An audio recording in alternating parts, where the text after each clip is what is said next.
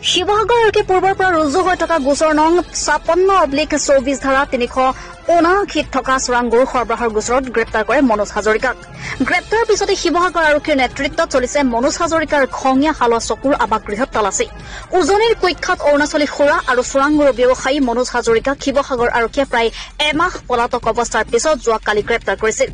উল্লেখ্য যে যোৱা 5 মে তাৰিখে শিৱসাগৰ জিলাৰ ডিমৌ ডিলজানত আৰক্ষীয়ে AS01NC 1834 নম্বৰ ট্ৰাকত 845 কাৰ্টুন অবৈধ অৰুণাচলী সুৰাৰ লগতে ভিকি দাস আৰু ৰামবীৰ যাদৱক গ্ৰেপ্তাৰ কৰি জেললৈ প্ৰেৰণ কৰিছিল আৰু তাৰ পিছতে আৰক্ষীয়ে অনুসন্ধান অব্যাহত ৰাখিছিল আৰু অৱশ্যে মনোজ হাজৰিকাক অৱশেষত গ্ৰেপ্তাৰ কৰে।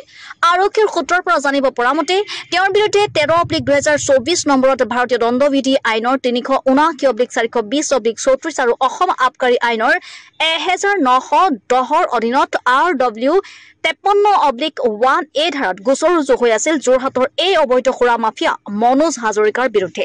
যোৰহাটৰ পৰা প্ৰাণ মেধি ৰিপৰ্ট, আছাম লাইভ 7।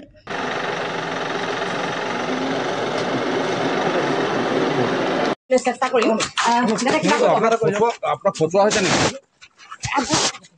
কিবা আপুনি কিবা ষড়যন্ত্ৰ আপুনি কিমান দিনৰ পৰা এই ব্যৱসায়টো চলাই আছিলে? কংগ্ৰেছৰ দিনৰ পৰাই নে? আপোনালোকে নজনা নুশুনা কিয় নক'ব? সেইবোৰ ব্যৱসায়ৰ লগত ইয়াত পুলিচ অহা নাই। পুলিচ কিহৰ কাৰণে আহিছে আপোনালোকে সুধি ল'ব। আপোনালোকে সুধি ল'ব। আপোনাক ফটোৱা হৈছে নেকি? গৰু চিণ্ডিকেটৰ কথা কিবা আছে নেকি দাদা? ইয়াৰ ৰাজনৈতিক অভিসন্ধি আছে নেকি? চব সম্পূৰ্ণ হয় আগতে এনেদৰে বৰ্তমান আৰু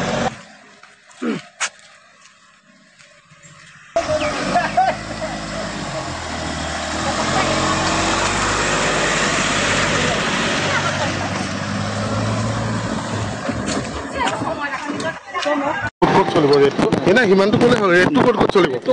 ইয়াত চলিব আৰু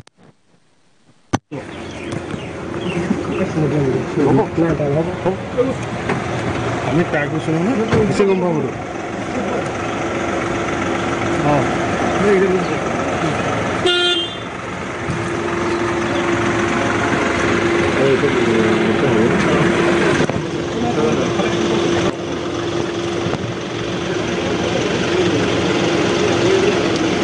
বেক কৰি লওক।